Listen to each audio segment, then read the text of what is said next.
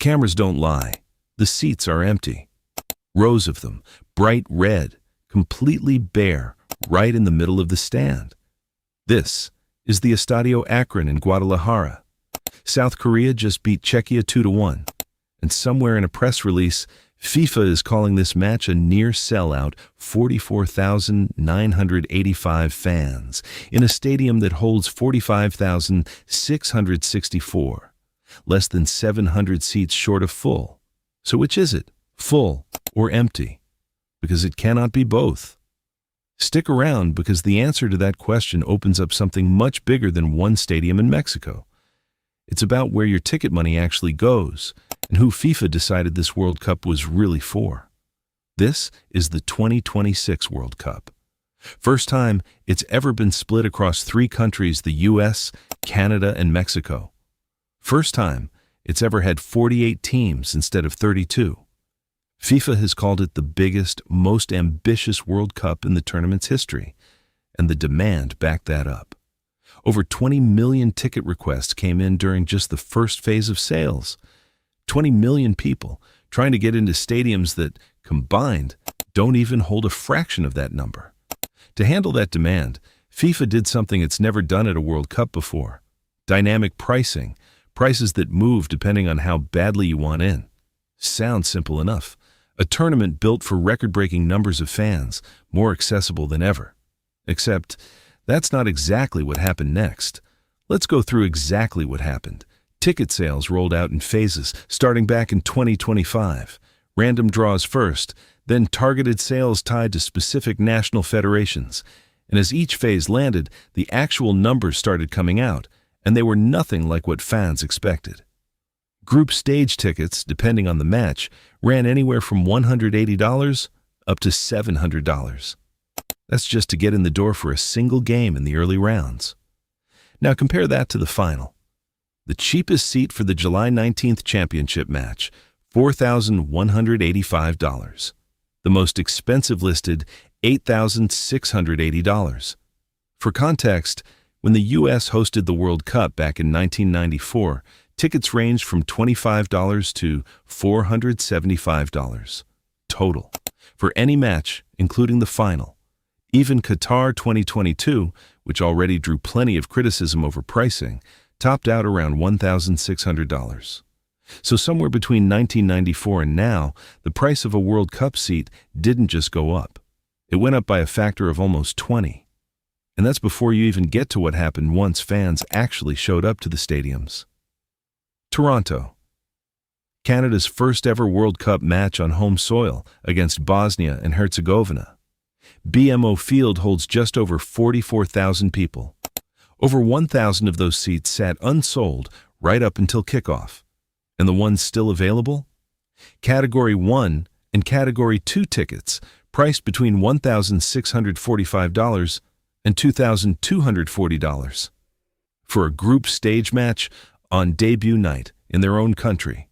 Then there's Guadalajara, again the match from Chapter 1. FIFA's official line was 679 seats short of a sellout. But official doesn't mean what you'd think. FIFA later clarified that attendance numbers come from scanned tickets and people inside the stadium footprint, not an actual visual count of who's sitting where. So the cameras can show empty seats, and FIFA's numbers can still claim the stadium was basically full. Both things, technically, can be true at once. Here's the number that ties all of this together. Before the tournament even kicked off, only 29 of the 104 total matches were sold out. 29 out of 104. That's not a few unlucky broadcasts catching bad camera angles. That's a pattern. If this was just a few fans venting on social media, you could write it off as noise. It isn't. Football Supporters Europe came out and called the pricing extortionate, and went further. They asked FIFA to pause ticket sales entirely until something fairer could be worked out for ordinary supporters.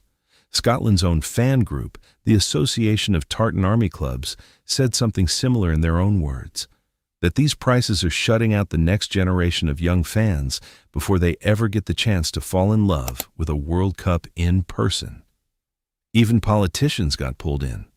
The UK Prime Minister himself posted publicly, welcoming FIFA's cheaper ticket tier, but pushing them to go further, saying he remembered saving up for England tickets himself, and that the tournament shouldn't lose touch with the fans who make it what it is.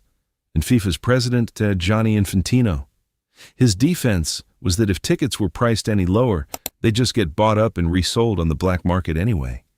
So you've got fan federations, a head of government, and FIFA's own president all weighing in on the same fight. This isn't a fringe complaint anymore. Now, before we go further, let's be fair here for a second. FIFA's explanation about attendance isn't necessarily a lie. Counting scanned tickets and people inside the stadium footprint is a real, defensible way to measure attendance. It's just not the same thing as a visual seat count, and that gap is where a lot of this confusion comes from. And the demand was real too. 20 million ticket requests isn't a number you fake. People want it in, badly.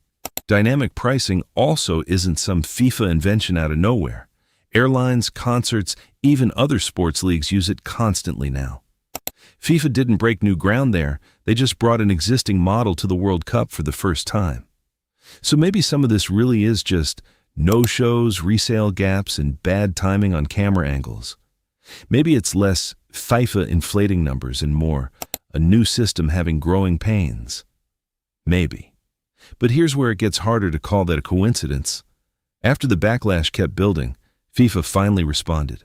They introduced something called the Supporter Entry Tier. $60 tickets, available for every match, including the final. Sounds like a real fix. Until you look at how many of those seats actually exist. For the final, FIFA's own breakdown comes out to roughly 450 of those discounted tickets, out of the thousands set aside just for the competing nations' federations, in a stadium holding tens of thousands of people. So it's not nothing, but it's not really a fix either.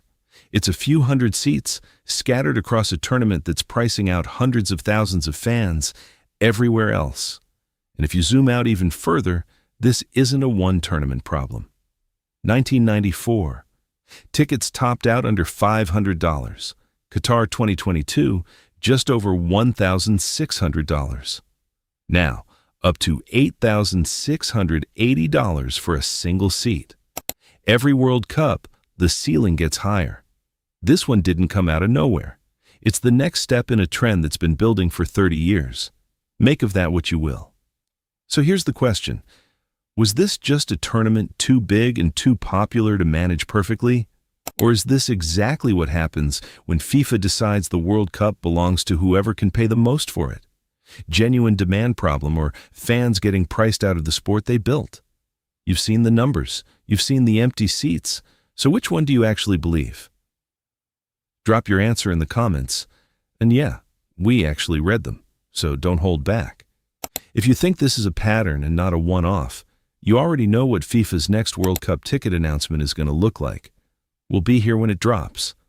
Like this video, subscribe if you're new, and we'll see you in the next one.